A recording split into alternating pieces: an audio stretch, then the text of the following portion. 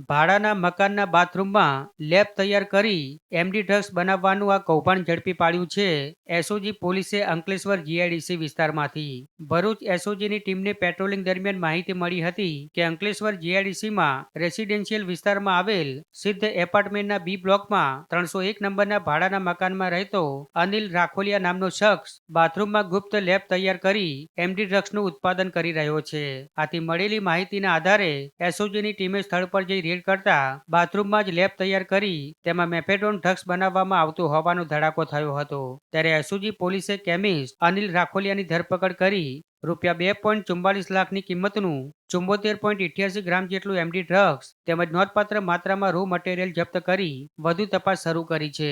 પ્રાથમિક તપાસમાં જાણવા મળ્યું છે કે આરોપી કેમિસ્ટ અનિલ રાખોલિયા જીઆઈડીસી વિસ્તારમાંથી છૂટક રો મટીરિયલ લાવી ગૂગલ પરથી માહિતી મેળવી વિવિધ કેમિકલના મિશ્રણથી એમડી ડ્રગ્સ તૈયાર કરતો હતો.